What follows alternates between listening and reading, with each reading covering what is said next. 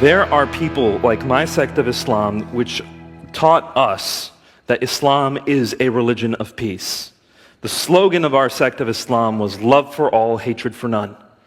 So we were taught to love everyone, and that Islam truly was a religion of peace. So when I told people Islam is a religion of peace, when I saw 9/11 happen and those buildings getting knocked down, my response was, how could this happen in the name of my faith? Literally, who hijacked my faith and those planes to make Islam look violent? It was at that time that I started investigating this matter deeply, because I started conversing with friends, and they would say things like, well, you've got verses in the Quran that are rather violent. For example, chapter 9, verse 5. Lay siege to the infidels, take them captive, and kill them wherever you find them. That's kind of violent. I'd say, yeah, but that was in a context of a war where the Muslims were trying to defend themselves. And so that wasn't a violent verse, that was a verse about defense, and that was the context. But was it?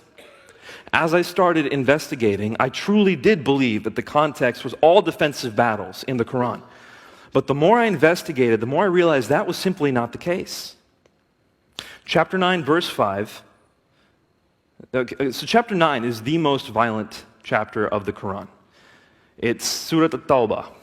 And this is the very same chapter which says, fight the Jews and Christians until they pay the jizya and feel humiliated.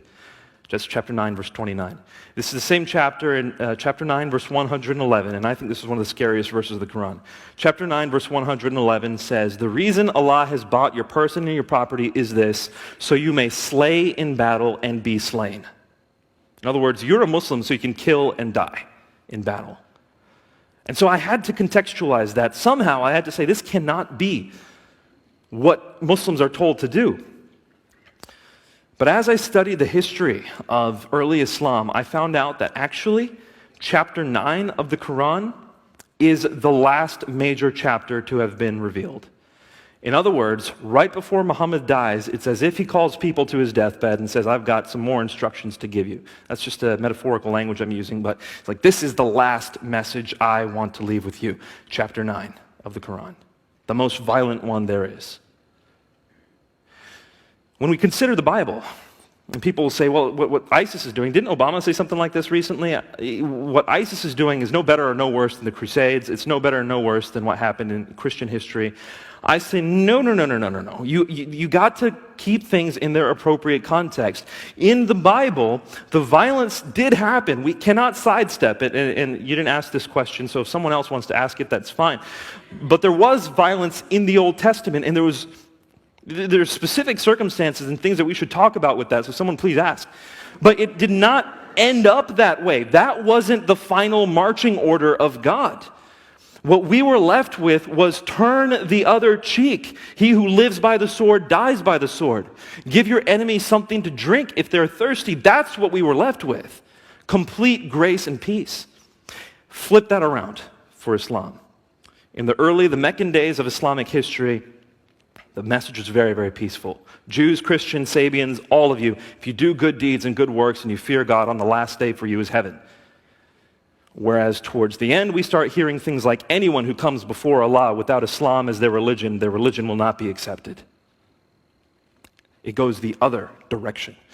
So how do we distill all this? There's also the matter of Islamic traditions, hadith. You know, I'm guessing most of us here are Protestant. There may be Catholics, you'll understand this as well. Protestants have kind of a sola scriptura lens. It's like the Bible is my authority and that's it. Muslims are not like that. The Quran is their greatest authority, sure, but then they have whole swaths of Islamic tradition called hadith. And the hadith are the lens through which the Quran is often applied. So Sunni Muslims often use books like Sahih al-Bukhari, Sahih Muslim, in order to see how Muhammad lived. What was it that he did? By the way, Muhammad's name is only mentioned 4 times in the Quran. Now, it's not a book of history about Muhammad's life. So people go to the hadith to see how Muhammad lived.